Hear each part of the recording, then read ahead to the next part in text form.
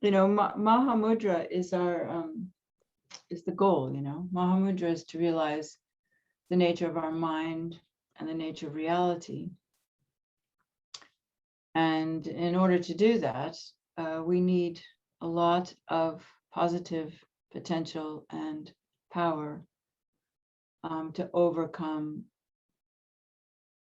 the gross mind that occupies our being all the time, except at the moment of death, unless we are very advanced meditators. And so Buddha realized Mahamudra and also realized that it takes a lot of preparation.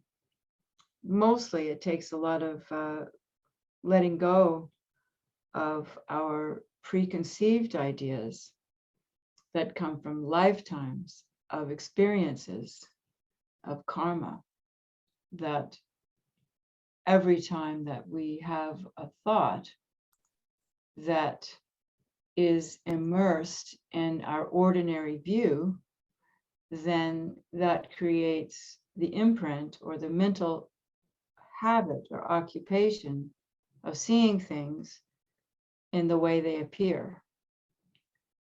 And the way things appear, according to Buddha, according to Mahamudra, is not how things exist. And because we apprehend things as truly existing, we continue to create these actions of body, of speech, of mind that keep us in this ordinary view that allows us to continually take rebirths and live in a life of unconscious reactivity, where we experience the fruits of our past karmas in the forms of our day-to-day experience, whether it be pleasure or pain or wellness or sickness or grief or happiness. All of these things come from the imprints on our minds, living through our bodies and through our energy bodies. So Mahamudra is the opposite of that. And so in order to understand that, I mean, some people, if they have strong past imprints, they can understand it quite quickly, but most people don't. And so Buddha taught a lot of techniques to bring us closer to realizing our true nature, which then releases us from this habit of ordinary view and conception that creates the cause for this continual cycle in the realms of cyclic existence. And so one of these methods, a very favorite method, is this green Tara meditation. And green Tara meditation is, this particular one is a Kriya Tantra practice.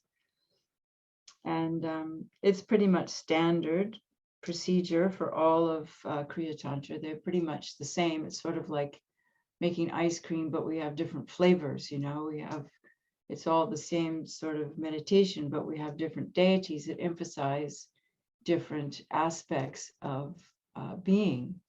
So green Tara is particularly related to activities of the Buddha and manifesting and making things happen in the world. And so, for example, how are we doing, Cyril, with the translation? Okay? You know, but also my translator, are you doing all right, Nadia? Yeah. Yeah, okay, great. I just want to make sure. So,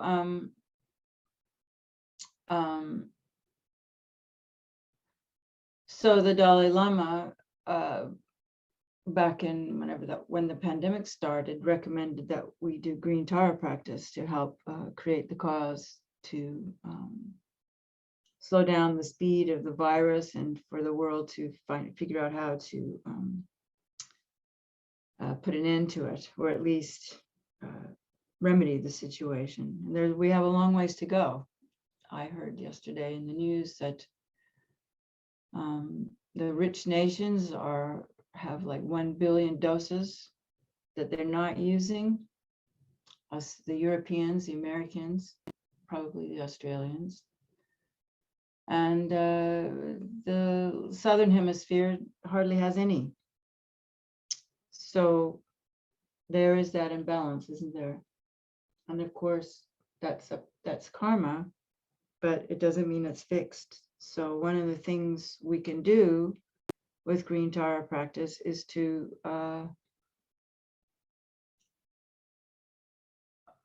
how can I say,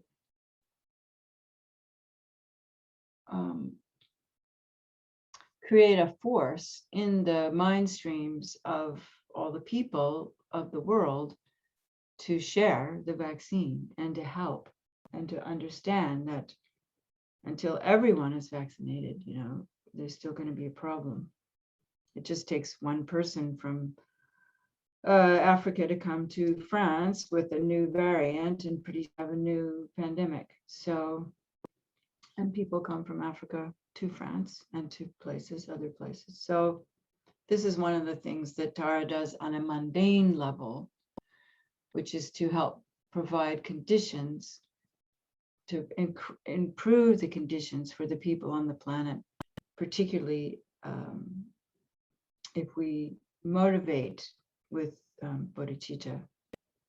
So science is showing through different double-blind studies that our thoughts, our intentions, which we could also call our prayers, because prayers are just really intentions, wishes, affect other beings' minds. And I've seen this even more so in the Zoom, how here we are, different parts of the world, but when we meditate together, even though it's not quite the same, still we feel some connection. And we've all had the experience of thinking of a friend and then they call us or they email us. We are connected. And so by doing Tara practice and tuning in or settling our mind to this level of interconnectedness, which is a more subtle form of mind, then we can affect change. I really have a lot of faith in Tara practice, and so have thousands of years of practitioners. I mean, people have been doing this practice for 2,000 years at least. That's pretty amazing, isn't it? And so one of the things we do when we begin the practice in taking refuge is we connect with all the beings and all the energy of Tara that's floating around and the level of thought and energy that's in the universe. And by connecting to that, we can share that energy. So what is this to do with Mahamudra? Well, in order to realize Mahamudra, Tara helps us create the cause for that in mundane ways by helping us to have better conditions as humans. I mean, when I wanted to do my retreats and I had no funding, I would always pray to Tara strongly, do lots of Tara practice. And I'm sure it had something to do with the fact that support would come and I would make it through the retreats. And but then on a deeper level, it's through the purification of Tara that we purify the obstacles in our minds and bodies to realizing Mahamudra and plant the seeds for the realizations that come, not just the intellectual ones, but going beyond the intellect, which is something that Lama Yeshe, our teacher and Elizabeth's teacher, emphasized so much, that we study, but in actual fact, Mahamudra is not something that we can understand with our intellectual mind. It's a whole being experience. And I personally feel that that's something that's missing in the West. We don't really understand that it's an energetic experience. It's an experience of letting go. That it's true, we need to study, we need to be pointed to the ideas of Mahamudra, but when it actually comes to realizing it, we have the key is relaxation. And the key to relaxing is in the body. Because the tension in our bodies that comes from the way we use our bodies and the experience we've had in this life and past lives, the stressful experience, the stresses that cause us to tension, to have tension, are also obstacles to realizing Mahamudra. So as we approach the meditation, and I wasn't planning to give a little talk, but since we have a new person, I did. So the most important aspect I've found in approaching Mahamudra is to learn to relax and to learn or to acquire, if we don't already have it, a sense of non-judgmental, gentle, loving kindness for ourselves. Because in order to relax, we need to be able to relax our mind. We need to be able to sit and be quiet and just look at our mind. And so you might wonder, well, in Tara, we're doing lots of different things with our minds. But that's true. And because it's difficult for most of us to just sit and be in Mahamudra, we do these practices.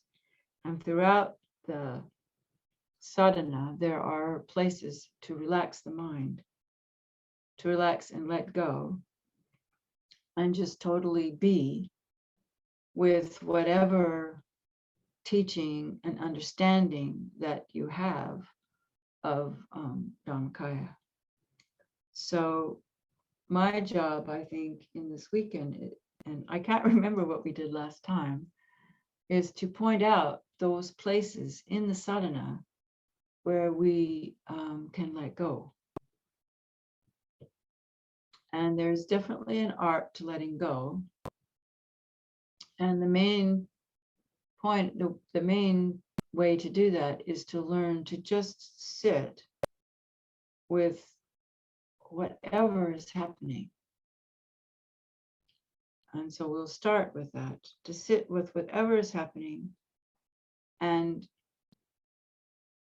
to, rather than, if possible, be caught up in the thoughts that are streaming through the mind, but feeling how we feel in our bodies. Because every thought, and this is Tantra, the teachings of Tantra, every thought has an energetic component. You know, in Tantra, we are taught the mind rides on the winds, and the mind influences the winds, and the winds influence the mind. So the winds are how we feel in our body, you know. And so if we sit down and there's a restlessness there, then we can work with different breathing meditations, and maybe we'll do some next session, not now because I'm talking, to help those winds to relax. Because really the key to Mahamudra is open-hearted, relaxed minds, winds. And so that's why refuge is so important. Refuge connects us with the Buddha's mind, the vast mind of the Buddha. Refuge also, I've been studying a little bit of neuroscience, just baby neuroscience, and there's different circuits in the brain. And so much of the time in the Western world or in the modern world, we're in the stress circuit, the tense circuits of our minds, because things are so busy. Even if it's good stress, it's still stress. And so refuge takes us into what they call the seeking circuit in the mind. And I shouldn't, maybe I won't say this, but where we're aspiring, an aspiration, wishing for something, aspiration, longing for something, particularly if we know it's Buddhahood, if we know it's Mahamudra, that begins to open our heart and allow us to relax and connect with our Buddha nature, which is the essence of Tara, which is the essence of all of the objects of refuge. And with a sincere wish, we actually do connect with the Buddhas, just as now when we have a sincere wish to be interconnected among this group here, then just because, Lama Zopa tells us this all the time, just because we can't see the Buddhas doesn't mean they're not there. So when we aspire and put that thought out, you've heard that thing, what's the sound of one hand clapping? Well, there isn't a sound because we have to put up our mind, our aspiration, and that brings the Buddhas to us. And then we make a connection. And that begins to allow us to relax. And also, bodhicitta, these two, to me, are the most important foundations of our meditation on any Tantra or Mahayana meditation, because then bodhicitta, you see, connects us with our caring mind, which is also in the frontal lobes and out of the part of the brain where we are nervous. And so when we think about the people that we love, we begin to feel that open-heartedness that brings our winds into relaxation, because compassion is the key to enlightenment. Love, forgiveness, gratitude, these warm emotions are the key. We're told that we have wisdom and compassion are the two wings of the bird that flies to enlightenment. Well, wisdom isn't that available to us in the beginning, but everyone has compassion. Animals have compassion. Love is something that we can all feel. And so as that opens us up, then we're allowed to connect with that interconnectedness, which is the other side of emptiness. Dependent arising and emptiness are two sides of the same experience. Just like a coin is gold, but it's also a coin. Its relative aspect is it's a coin, but it's gold. And gold can be many different things. Gold can be rings, gold can be, lots of different things can be gold. And so in that way, but because it's labeled a coin, it's a coin. And the same is true with emptiness. Everything is empty, but it takes all the kinds of different forms, So when we connect with compassion, it allows us to sort of let go a little bit of that separation that comes from what can sometimes is called co-emergent ignorance, our most basic ignorance that comes just from having a mind that feels separate from everything else. So that's why we practice Tara. And so let's just start with this bodhicitta motivation. So I just talked about relaxation. So let's do our best to, we can close our eyes or keep them open. I know we're probably reading, but just begin by coming into our bodies. And one Lama I liked, I can't remember his name right now. I think he was a Nyingma Lama. He said, where there is blood, there is mind. So just think about that. Because a lot of us don't quite get that there's energy everywhere, but we do know we have blood everywhere. So just take a moment to bring our awareness into our whole body with our breathing.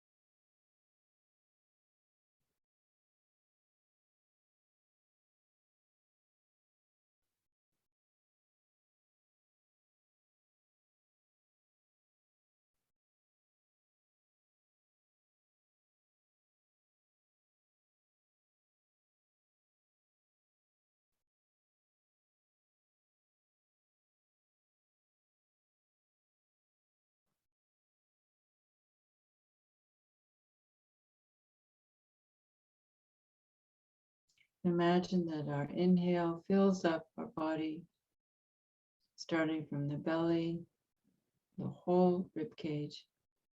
And when we exhale, we feel that exhale penetrating through the subtle nervous system, sending relaxation down to the arms, the legs, the head.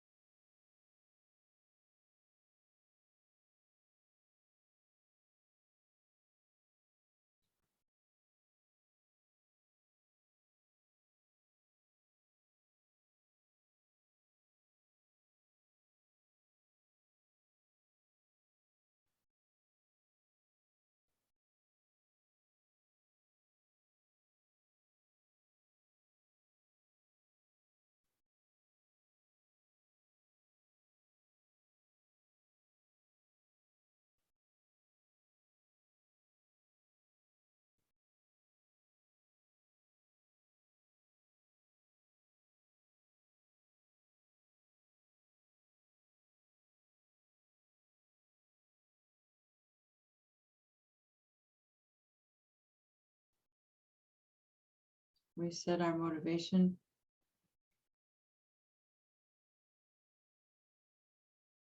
First, connecting with everyone on the Zoom.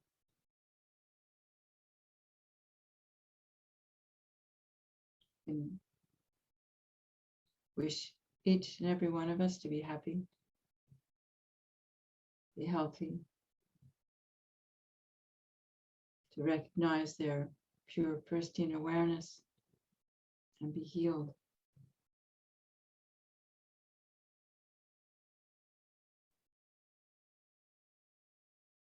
As if we were in a room together at the Kalachakra Center in the country. Must be beautiful.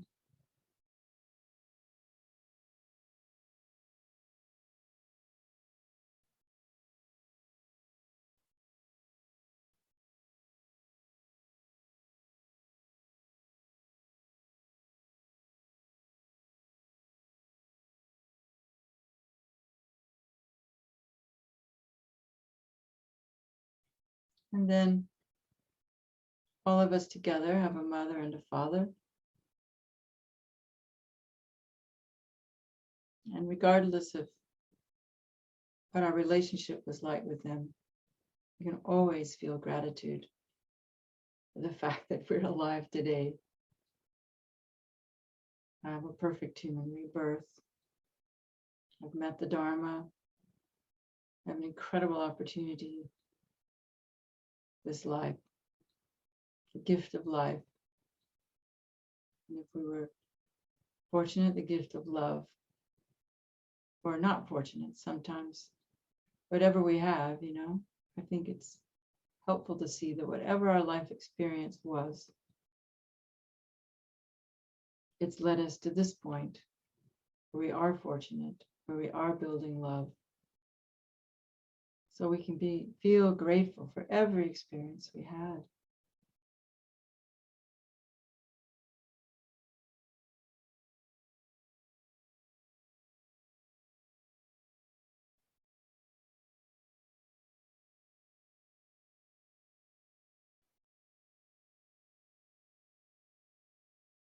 And our parents had parents, and their parents had parents. We can invoke all the ancestors and invite them to be healed with gratitude and love and Mahamudra realizations.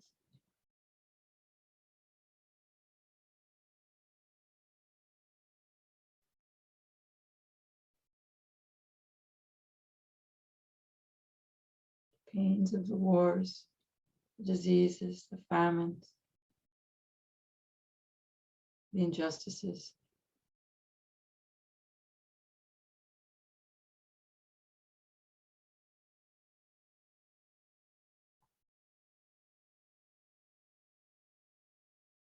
And then we have friends, family, giving love, gratitude, giving love to them, feeling gratitude from them. And they have friends, and they have family, and they have karma with animals and beings of all the realms. And so we can begin to feel our connectivity with all beings throughout infinite space. And just feeling that going out in 360 degrees around you, coming from the heart, remembering somebody that you love and allowing that to permeate your breathing as you breathe into the body, and allow the exhale to go through all the channels, lighting up the body with love.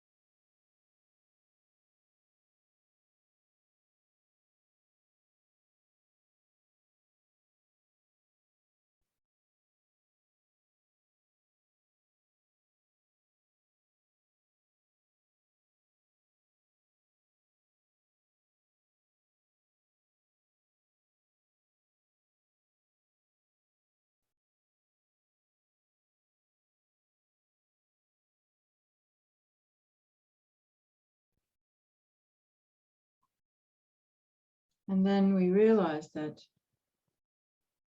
our capacity to benefit sentient beings is quite limited these days.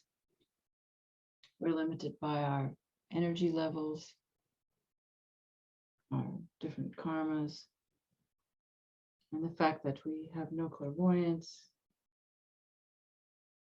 that we have partiality, because Buddhas benefit infinite sentient beings with no regard to any particular identification of that person. Buddhas are beyond aversion, attraction. Just, it's like a candlelight, or like it just lights up the whole world.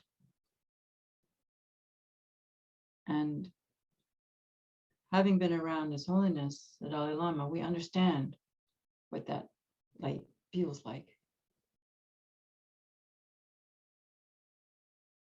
And Buddha's activities are limitless. It's the karma of the sentient beings that's the limiting factor.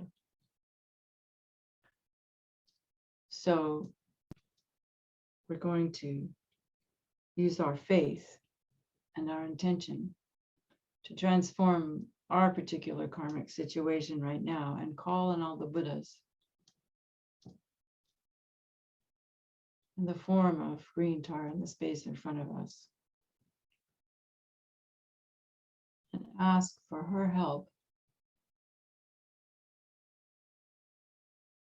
to attain the state gone beyond, to realize the true nature of reality, this Mahamudra, and with that, to be able to benefit all sentient beings.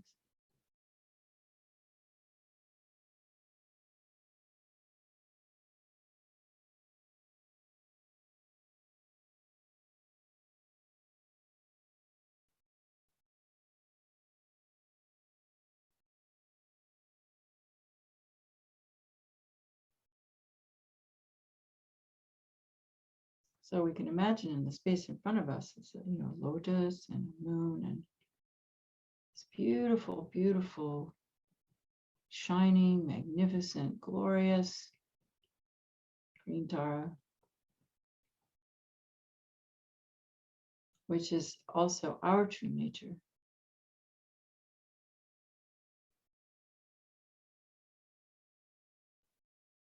We just don't recognize it yet.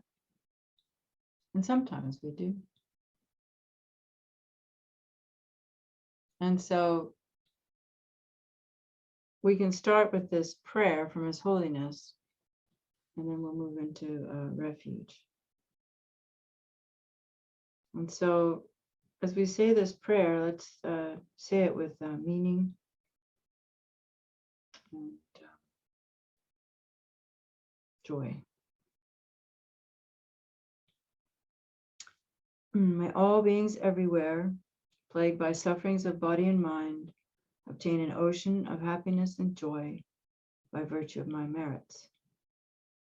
May no living creature suffer, commit evil, or ever fall ill. May no one be afraid or belittled with a mind weighed down by depression. May the blind see forms and the deaf hear sounds. May those whose bodies are worn with toil be restored on finding repose. May the naked find clothing, the hungry find food, the thirsty find water and delicious drinks. May the poor find wealth, those weak with sorrow find joy. May the forlorn find hope, constant happiness and prosperity. May there be timely rains and bountiful harvests. May all medicines be effective and wholesome prayers bear fruit. May all who are sick and ill quickly be freed from their ailments. Whatever diseases there are in the world, may they never occur again. May the frightened cease to be afraid, and those bound be freed. May the powerless find power, and may people think of benefiting each other. And for as long as space remains, for as long as sentient beings remain, until then too may I remain to dispel the miseries of the world. So think of His Holiness and how this is who He is. And as He says, I've heard Him say, I'm no different than you. I just I just worked at it. Just work at it, that's all. Put the hours in. Loving, kindness, compassion, it's all there. So I would like to add, when we get to this bit about may the powerless find power and may people think of benefiting each other. Right now, this whole world is in a state of powerlessness. We have no power to change the economic and political system that's causing the carbon emissions. We're stuck in this fossil fuels situation. So I think we can include Tatara because this will really benefit all sentient beings. And if we can find, if the powerless who want to make changes can find power. And for those in power, may they begin to think of benefiting others rather than just their corporate pocket, getting bigger and bigger and bigger. May they, those who are rich, may they have enough. May they feel they have enough they can share. And may the frightened cease to be afraid. Think of all the children these days. There's children all over the world that are afraid of their own future.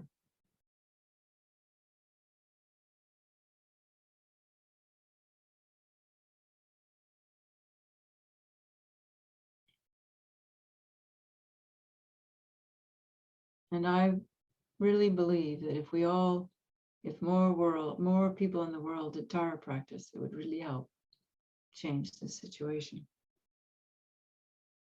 If I can see it in my own personal life, well, then it could happen in the bigger world too. So for this, we need to do the practice with refuge and bodhicitta. So let's go ahead and take refuge. Going to the safe direction, going towards enlightenment, going towards Mahamudra, we take refuge. I and all sentient beings, as vast as space, from now until reaching the essence of supreme enlightenment, go for refuge to the glorious pure Lamas, go for refuge to the perfectly enlightened victorious ones, go for refuge to the pure Dharma, go for refuge to the Arya Sangha. So think about our Lamas in the aspect of Tara, and that they are the embodiment of the Buddha, the Dharma, the Sangha. And the essence of the Lama is the Dharmakaya mind,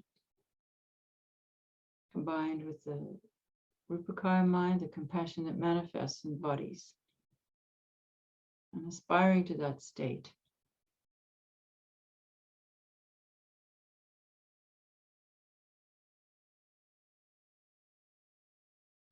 Feeling the protection of Tara.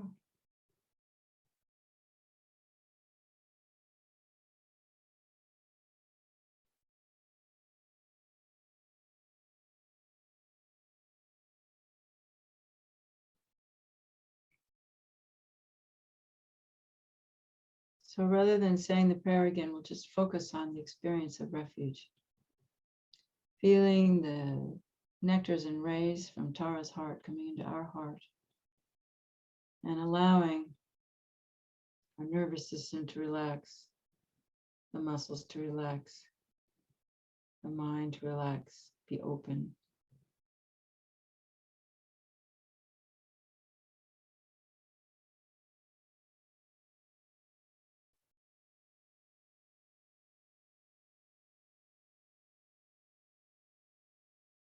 Just being with what is. You don't change anything. If there's a lot of, nervousness going on inside, just breathe into it, just be with it.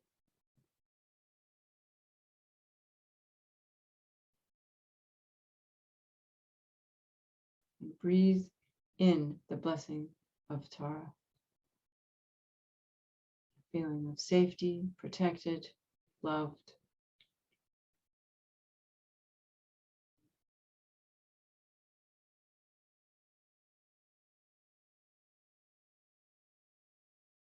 Lama Yeshe used to talk about our inner refuge, feeling that relaxation inside, that protection.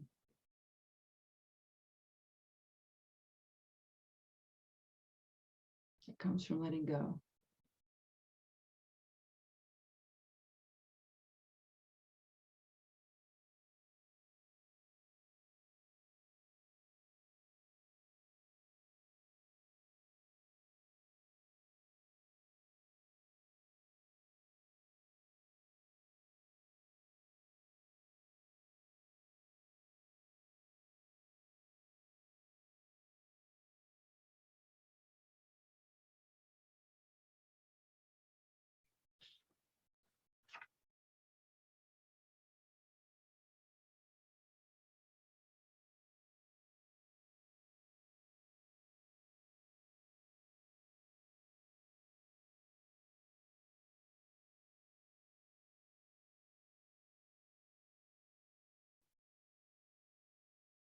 And then remembering all the sentient beings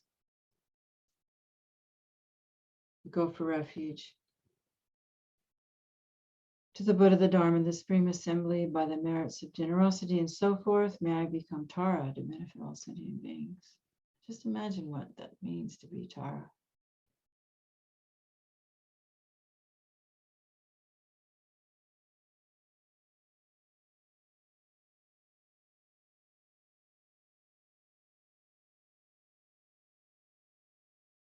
Completely letting go of dualistic concept.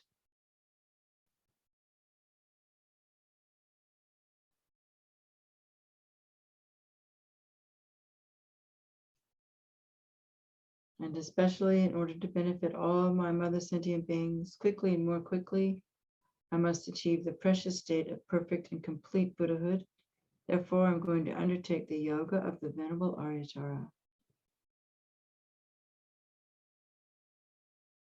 So we just take a moment here and do another alter the breathing practice a little bit.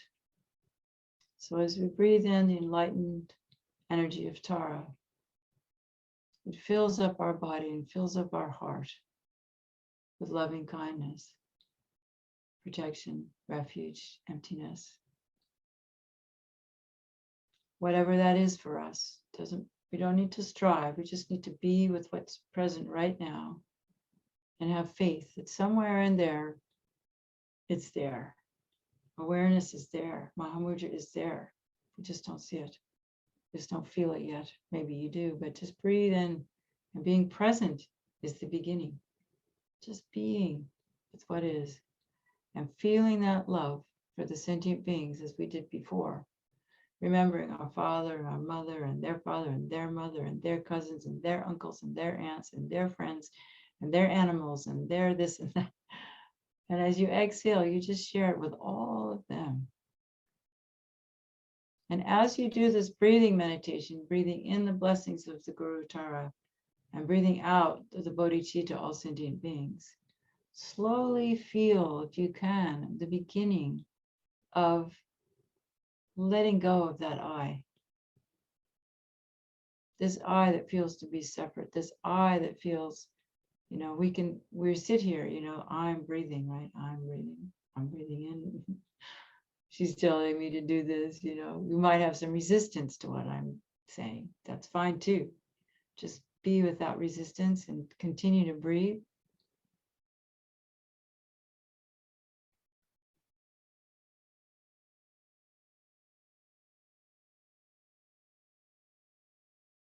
And with every exhale, letting it go.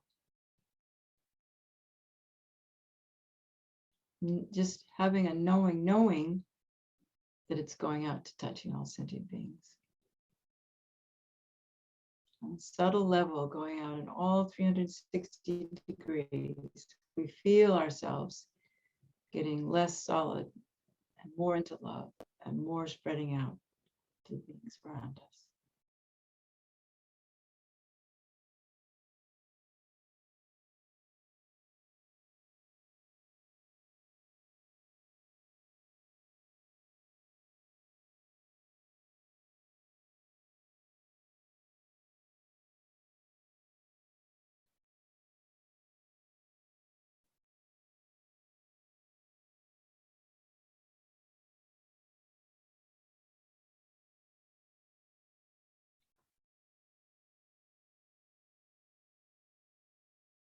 Lama used to say, taking refuge in that subtle, blissful mind that by its nature is connected in love to all sentient beings.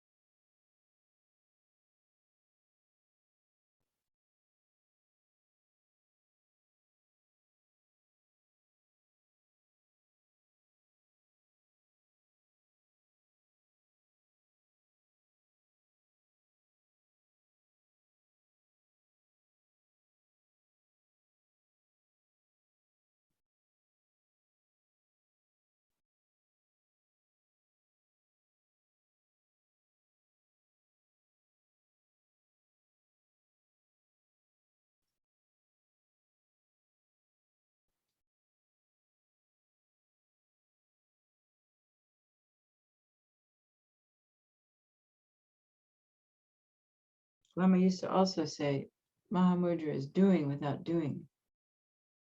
So we're just breathing, but we're knowing that as we breathe in, we're being blessed with safety, love, emptiness. Breathing out, sharing that with all sentient beings. Just letting it happen, letting Tara bless us. Nothing to do, nowhere to go, just be. Remember? Be here now.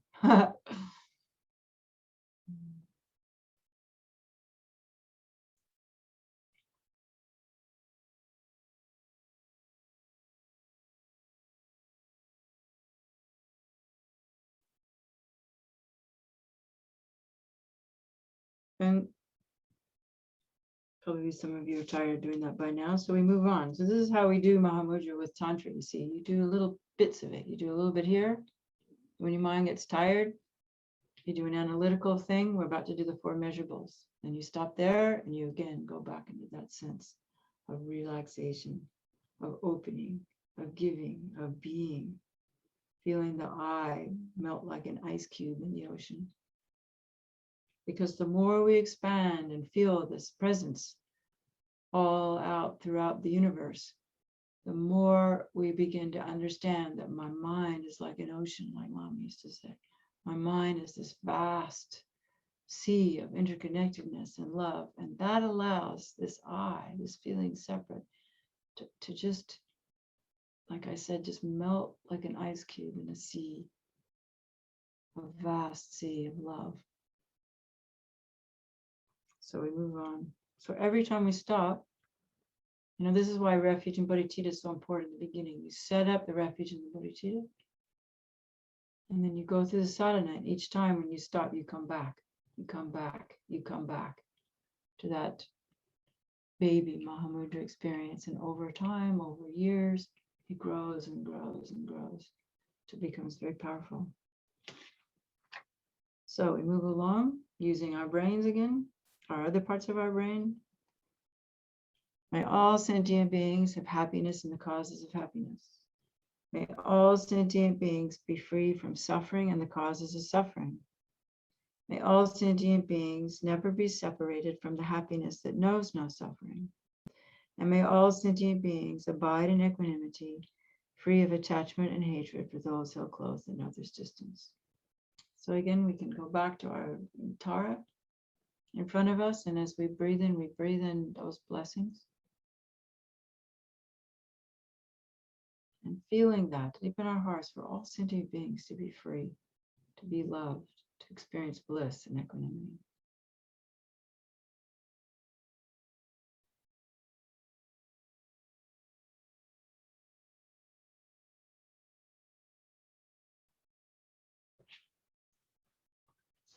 So if we haven't already visualized Tara, I'll just read a bit.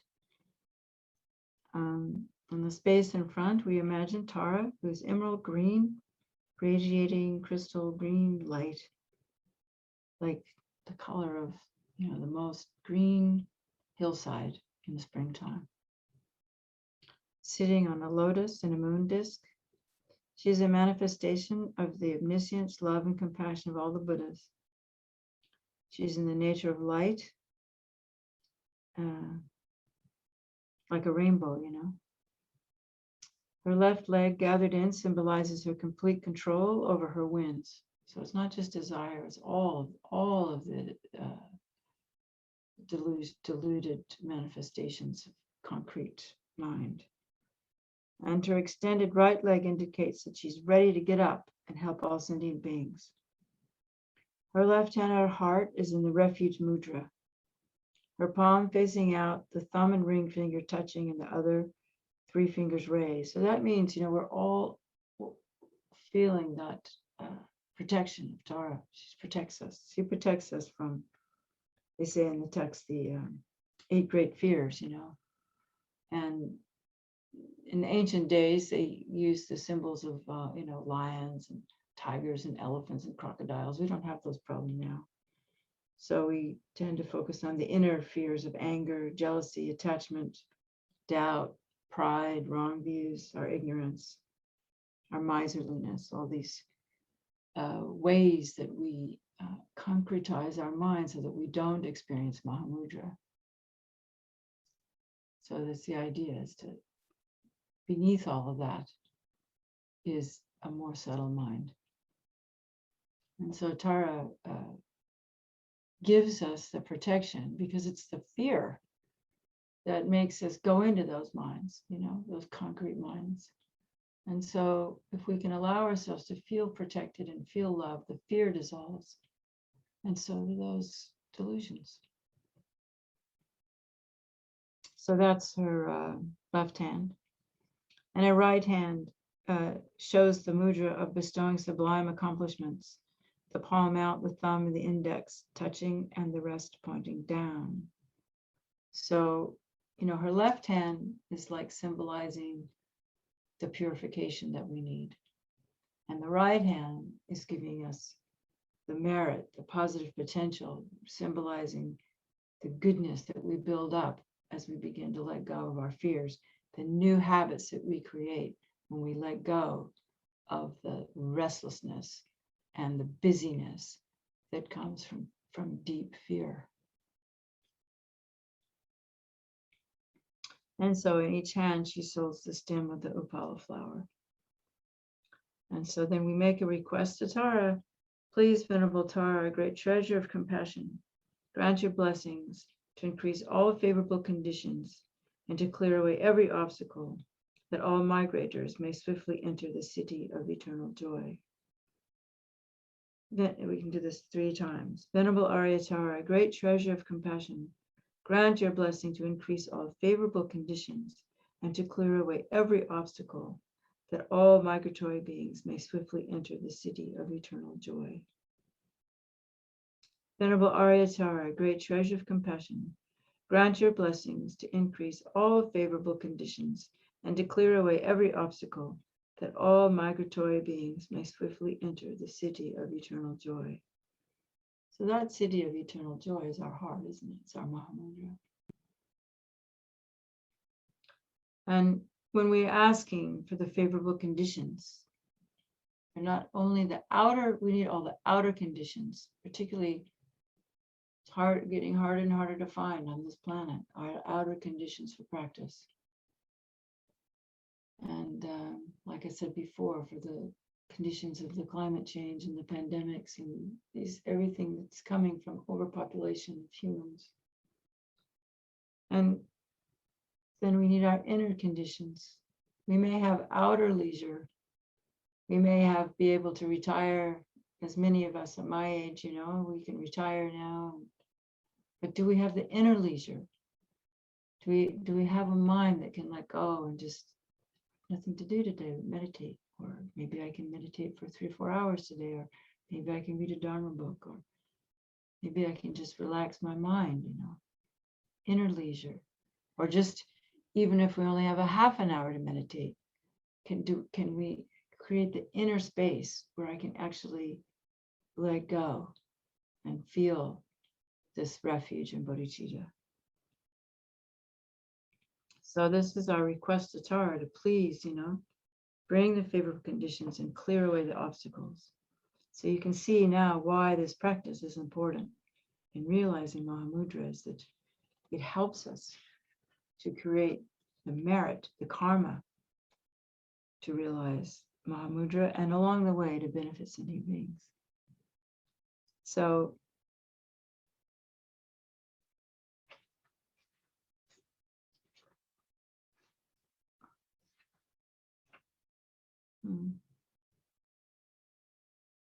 I think before,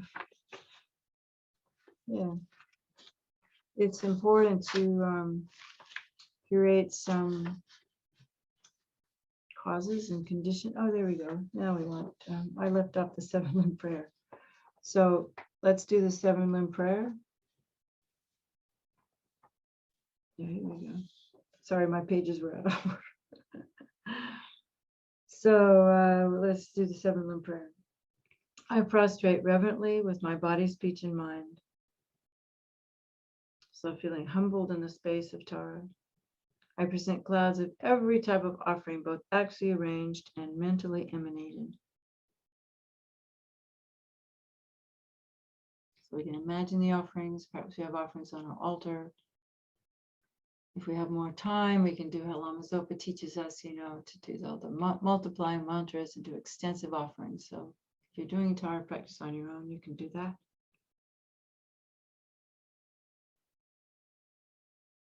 And then we generate regret for all of, and a wish to change these ingrained habits that we have that cause us to be triggered and have thoughts that we'd rather not have, and activities we'd rather not have, and speech we'd rather not have. So making a real request to change and to,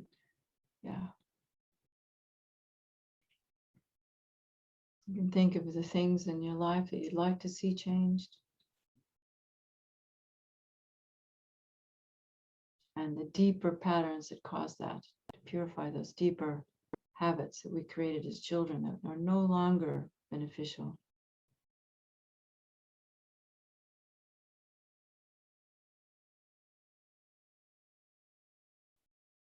And then we take a moment to rejoice. How wonderful it is, how wonderful it is. How wonderful it is, how wonderful it is, how wonderful it is.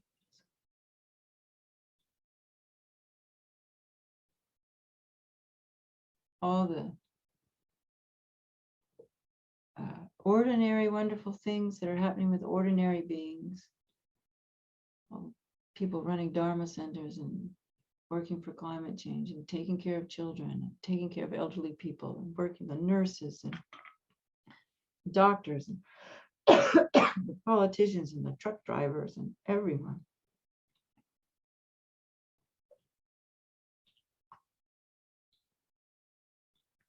Mother animals taking care of the baby animals and all these things. And then rejoicing in all the beings who've realized Mahamudra. How wonderful it is.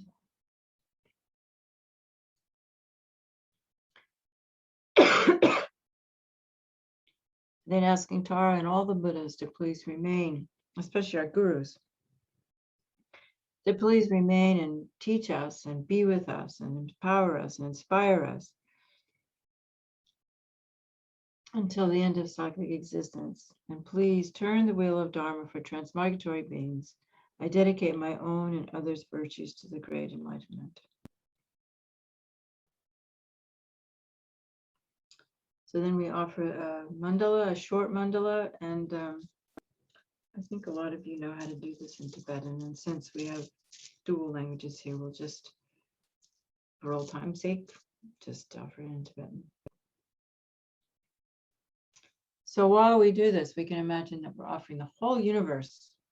Doesn't, the ancient India used to see Mount Meru and the 4 continents, but we now know that the universe is more than that. So we offer the whole universe and everything in it, particularly those things that we feel, the things that we are attached to or that we need or that we want. We offer them to Tara completely, unconditionally. Oh, Sashi Puki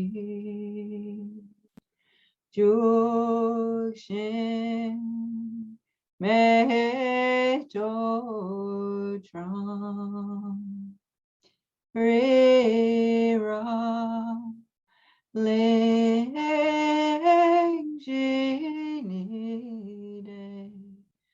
Gan Padi San Gejing Du Mete Uargi Drokun Nam Nakshina Shoparsho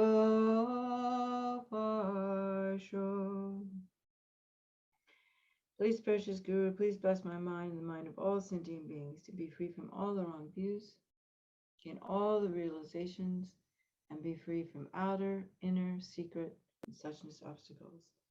Idam Guru Ratna Mandalaka Niryatayami.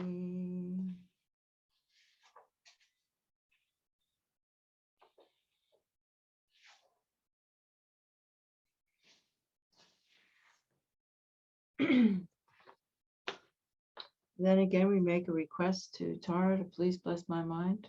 Please bless my mind. Please bless my mind so that I can be of benefit to sentient beings now and that I can realize the precious bodhicitta, the mind of Mahamudra. And so, of course, Tara is very pleased. And now we do a meditation receiving those blessings. So from the Tara at her forehead is a white Om, and at her, you can just see them in Sanskrit letters, or if you don't know them, you can see them in the letters of your language. But there's a white Om at her forehead that's also in the nature of light, and a red Ah at her throat, and a blue Hung at her heart. And so from the white Om, again, we kind of go back to that experience of feeling the nectars and rays pouring in through our forehead and filling up our body. And the way Rinpoche said to visualize that, it's like when you're driving through the fog and the headlights shine light as well as little droplets of fog. So it's like that, because the nectars nourish, our subtle body, nourish that sense of relaxation and openness of the tension in our body. And the light makes our mind very clear and bright. So we focus, so we can, through that relaxation, begin to identify the clarity of the mind. So as we do that, we imagine that. So let's just do that. So allow the white nectars and rays pour into the body.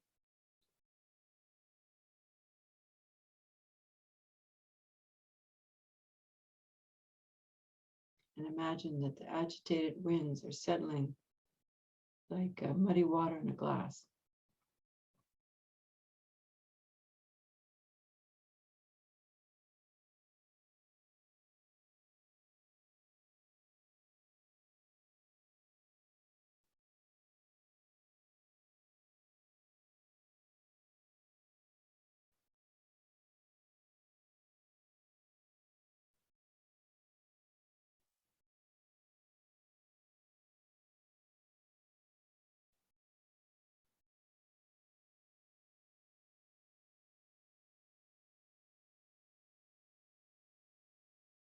Thinking that anything to do with the physical body is purified, plus the karmic imprints of harming ourselves and harming others. Thinking of our body as impure, making our body an enemy of our enemy rather than a friend. Even finding our illness as a path to enlightenment through investigating what this illness has to teach me.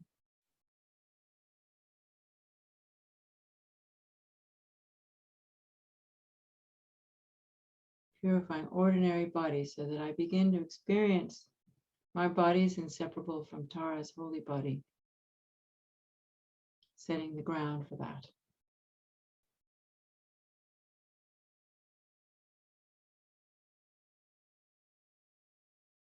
And then from the red nectars and rays, purifying the winds even further. This muddy glass is becoming clearer and clearer. And all sounds are becoming blissful in the nature of bliss and emptiness. Even sounds are a reflection in our mind, like a reflection in the mirror. Good sounds, bad sounds, praise, blame, all the same. Purifying our tendencies towards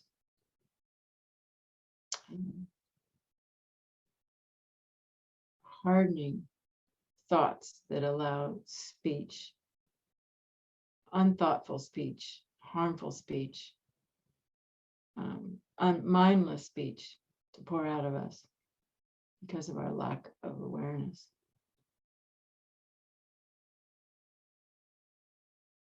For there to be spontaneous, beneficial speech, that my speech becomes one with Aryatara's holy speech.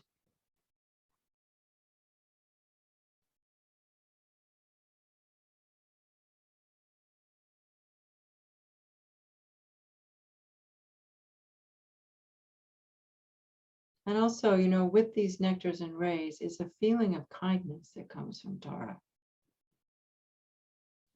There's a warmth, the light also is light is warm. It's like sunlight, so it's this warmth that's coming that allows us to feel kind of warm and fuzzy and loved inside. Feeling Tara's love. It's not a cold experience. It's not a dry experience. It's kind of like if we're in France, and you've had a glass of wine and you sort of just feel this warmth in your body and this relaxation. It's like that.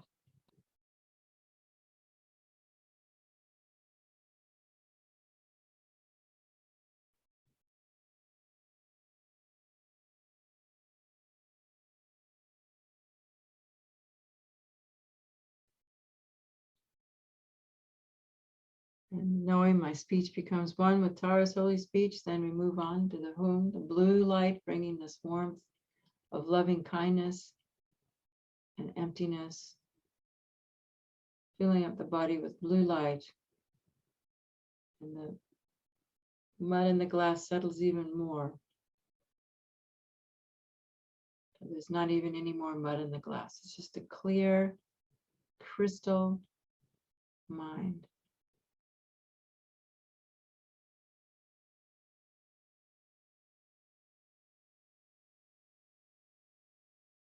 Thoughts coming and going,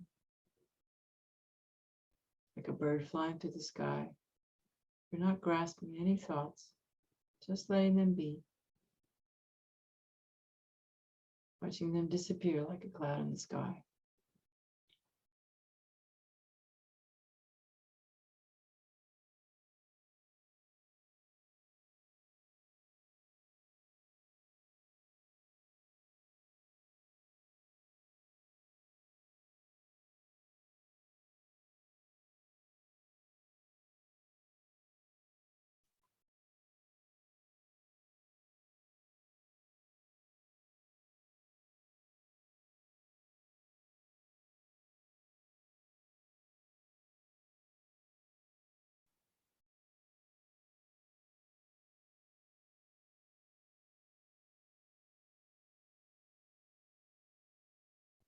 Then all three all together, or my mind becomes Tara's holy mind of Mahamudra.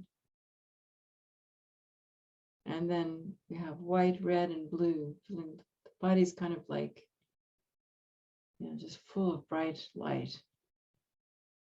And any subtle grasping at inherent existence, especially that co-emergent ignorance, that very first ignorance that comes when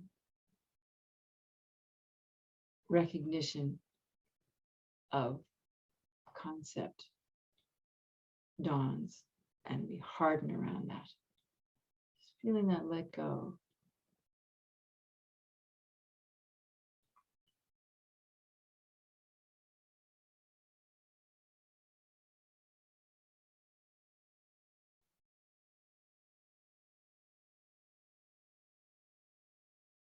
And it's the more we let go, the more the bliss, relaxation, the blissful light penetrates.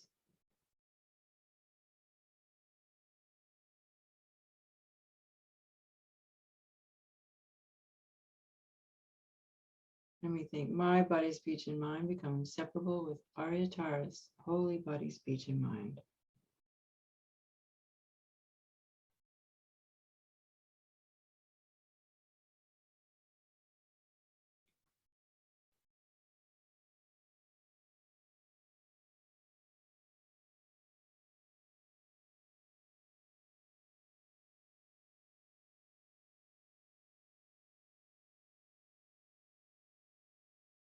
And so now, at this point, if we've had the Tara empowerment, we can imagine that Tara becomes very, very small and comes to the crown of our head.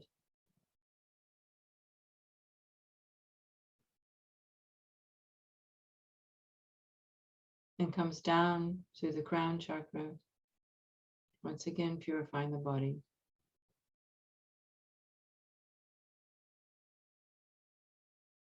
Actually, we can all do this. Very, very small Tara is going to come to the crown of our head.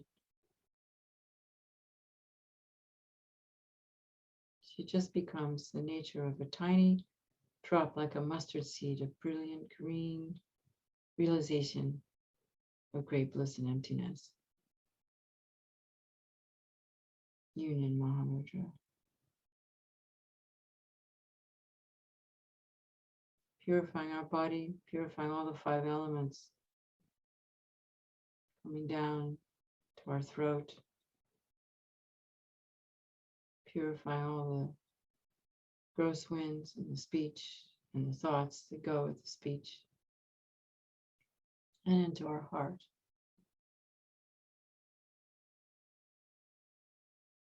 And for those of us who've had the empowerment, we can do have to be kind of brief,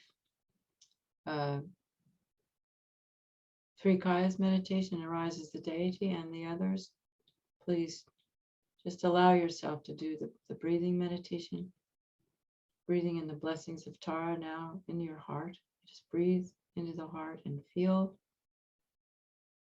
Tara's love and blessing filling up, and as you exhale, you share that with all sentient beings. You can imagine there's a little Tara in your heart.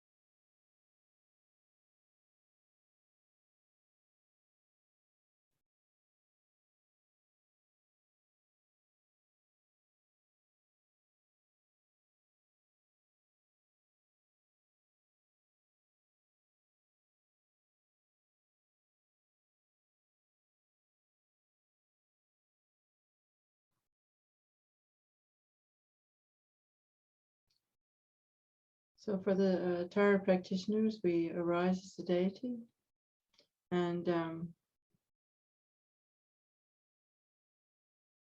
remembering that the deity is our pure awareness.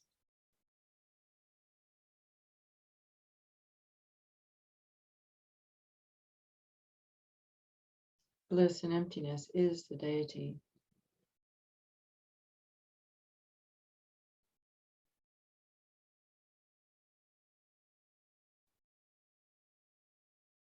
The union of clarity and emptiness, the union of the body and mind of the deity.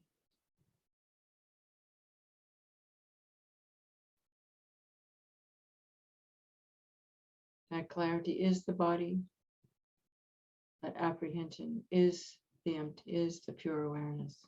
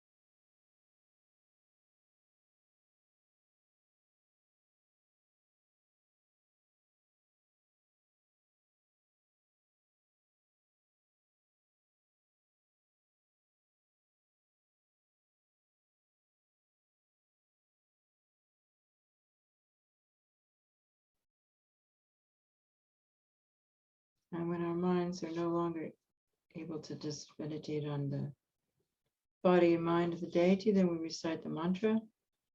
So Tara's heart is the syllable Tam, surrounded by the mantra.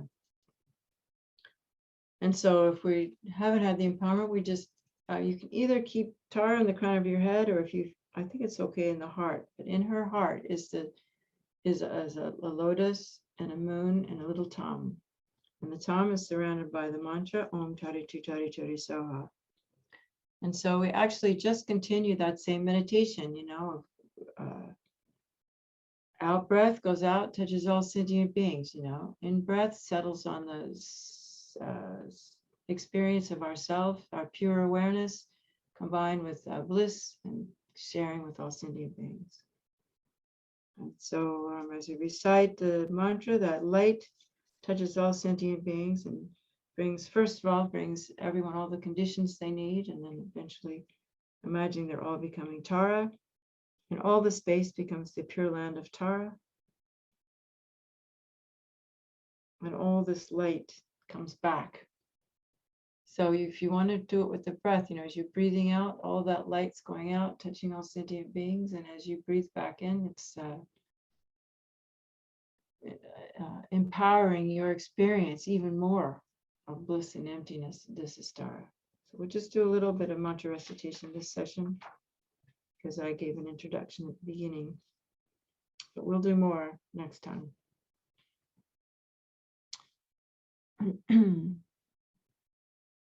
So as you recite the mantra, you can also imagine that once all the sentient beings have become Taras and Buddhas, that you're making offerings to all of them. So it's kind of like when you do the mantra, just find one that works for you, find a visualization or an experience that works and stick with that. And if it's too complicated to do the breathing, that's okay. Just be with whatever comes easy to you. Om Tare Tu Re Soha. Om Tare Tu Re Soha. Om Tare Tu Re Soha. Om Tare Tu Re Soha. Om Tare Tu Re Soha. Om Tare Tu Re Soha. Om Tare Tu Re Soha. Om Tare Tu Re Soha. Om Tare Tu Re Soha. Om Tare Tu Re Soha. Om Tare Tu Re Soha. Om Tare tu re so. Om Tare tu re so. Om Tare tu re so. Om Tare tu re so. Om Tare tu re so. Om Tare tu re so. Om Tare tu re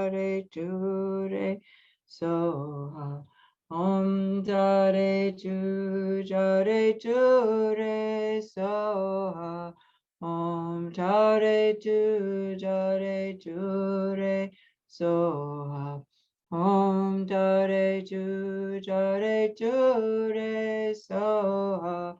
Om Tare tu re so.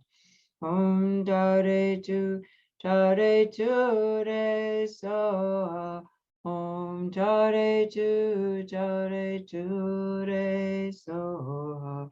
Om Tare tu re so. Om Tare tu re so. Om Tare tu re so. Om Tare tu re so. We can chant it a little bit while to ourselves, just a couple of minutes. Om Tare tu re so.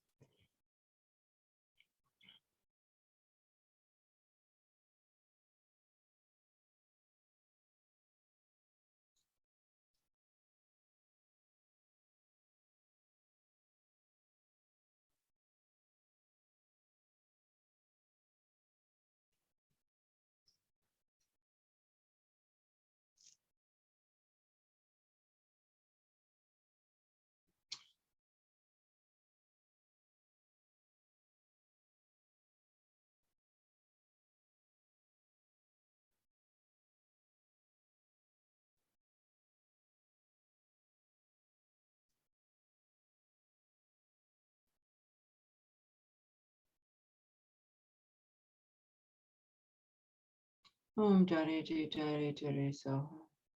Now, if you would indulge me, let's just for a moment hold in our minds the world that we'd like to see,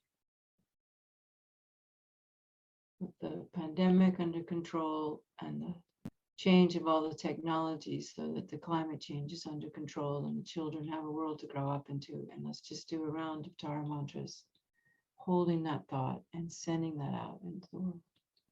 Om Tare tu.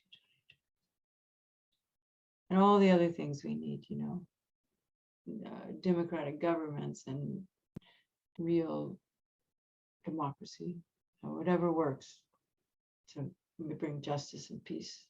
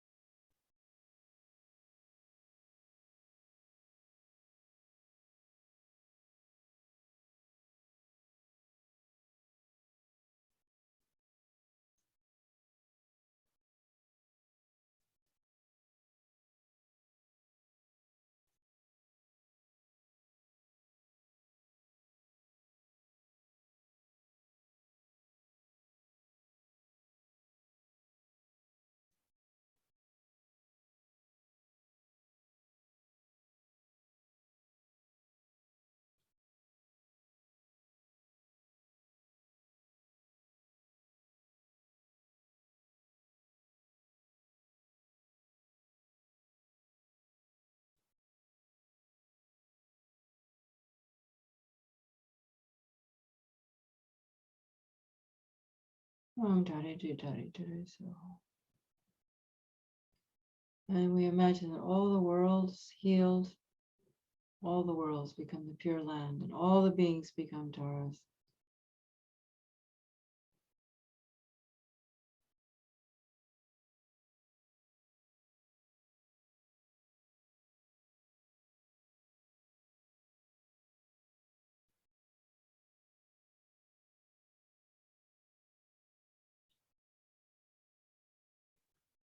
And then all these taras and this pure land and everything just dissolves back into us. And as we feel these taras flowing into us, it's like gentle raindrops falling on a lake, melting into us, enhancing and bringing us ever deeper relaxation and openness to the natural state of our mind, which is formless, clear, and aware.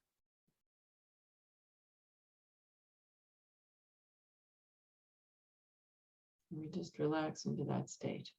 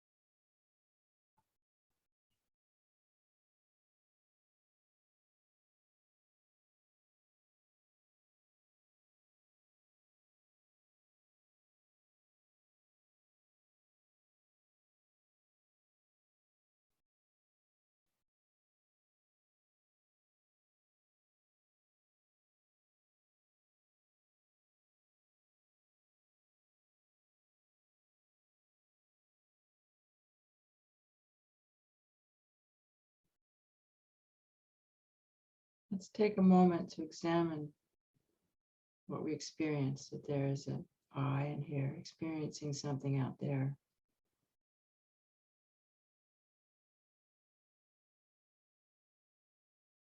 And just for a moment, imagine that there is a experience that's between there.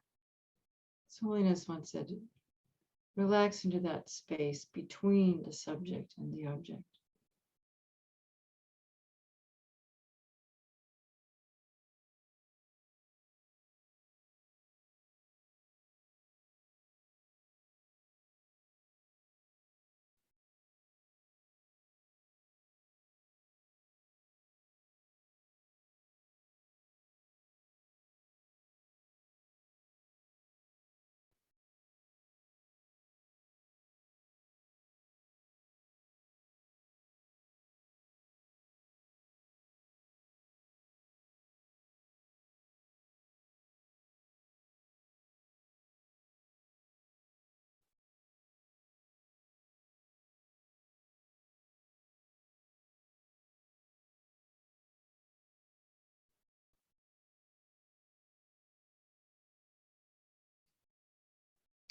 Time's up, so let's just dedicate the merits. Instantly we arise as Tara. If we've had the empowerment, we instantly arise out of this pure, pristine Dharmakaya state,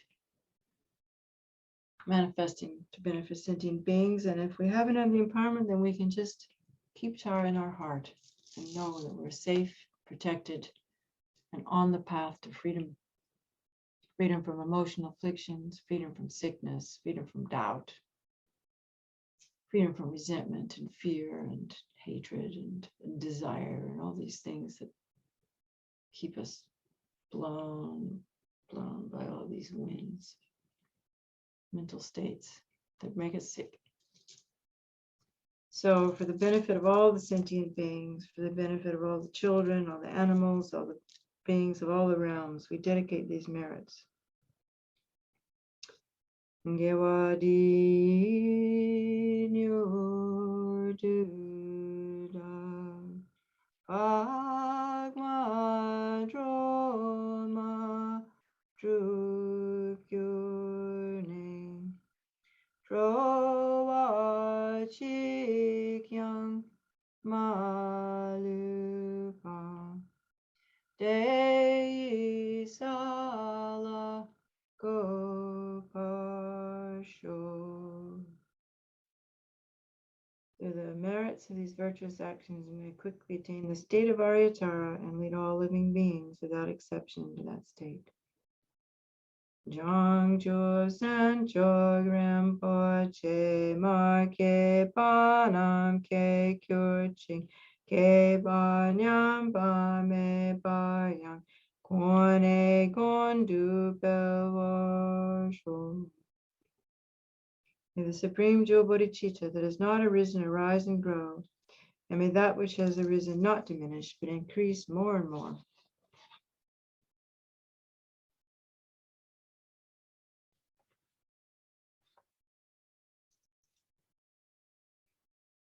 Well, there's 3 more dedications. Just as the brave Manjushri and Samantabhadra too realize things as they are, I too dedicate all these merits in the best way that I may follow their perfect example. I dedicate all these roots of virtue. With the dedication praised as the best by the victorious ones, those gone of the 3 times that I might perform good works, that all sentient beings might perform good works. And for the pure teachings of Losang Drakpa and the pure teachings of the Buddha to shine forever. And then we do the long life prayer of His Holiness. Gangri Rawe Korwe Shinkam Der Pandan Dewa Malu Jungwe Ne Chen Rei Zi Wang Tenzin Gatso Yi Sharpe Si Te Badu Ten Yur Chin. And Mama Zopa, Rinpoche. Tub Shu Zhang Xin Jam Gong Gelwei Tenzin Gong Pelwei Gong Tu Dog Boze Chok Sum Kuwei Le Mon Tu Drum Padag So Du Je Gong Du Jap Ten Shou.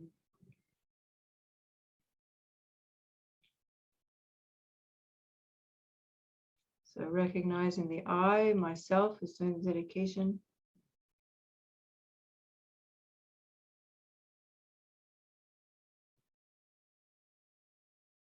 That I is also just merely arising because I am dedicating.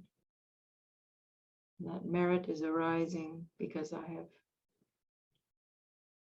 there are sentient beings that I'm sending it to for enlightenment. The sentient beings are merely labeled. It's all merely labeled. So sending out the dedication on the wings of dependent arising.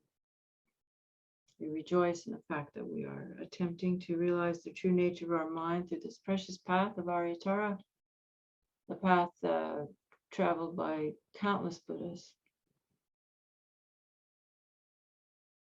each in their own way, finding their way, using the teachings of Buddha to attain enlightenment. So just a couple minutes. If anybody has a burning question or a burning criticism, I'm really open to that. So please let me know if everything's going okay. Please, Paula, do you hear me? Yes? Yeah. I would like to know what is Kriya Yoga, please. Oh, well, who asked the question? Geraldine Roche, the flower Okay. in the blue sky. Oh, okay. Kriya, there is just a type of tantric practice. There are 4 classes of tantra, and Yes. Kriya Tantra, it's in Buddhism, in Buddhism we have, Mahayana and Vajrayana and Hinayana Buddhism, and within the Mahayana is the Vajrayana, and it's just how we practice. And so within Vajrayana practice, there are 4 different types of Vajrayana practice. And Kriya Tantra is this simple one that we're doing here. And I, embellish it a little bit with a bit of highest yoga tantra for the people who do that. When I say, rise into emptiness and take the 3 bodies as the path. But Kriya Tantra is what we're doing. And so it's sort of the most common deity yoga that you find in Tibetan Buddhism. Is that good enough? It's a very simple answer. Yes, thank you. Okay. Yeah, anybody else? Thank you, Geraldine. Yeah. Doesn't look like it. And thank you, Nadia. Was the translation okay? Okay, just so long everything's okay. Okay, well then we'll just say goodbye until our next afternoon meeting. And let me know if there's something I need to change or do or shift to make it more beneficial for you. So, I mean, I hope it's all right. We are mixing a little bit Mahamudra with Tantra, these practices. So it's not, this isn't your strictly Kriya Tantra, you see, because I'm blending it with kind of how Lama Yeshe used to teach, right, Elizabeth? A little bit like that. That's the idea, because he was always teaching Mahamudra, no matter what it was. So anyway, okay, time to let's goodbye, everyone, and thank you all so much for coming. Thank you, Paula. Thank you. Merci. Yeah. And so we're meeting again at 3 French time. Yeah, 3 French time, 2 UK. If there's anybody here from the UK, it's 2 o'clock or wherever else. Okay, bye-bye. Bye. Thanks a lot. Thank you. Thank you. Bye. Thank you so much. Bye-bye. Thank you.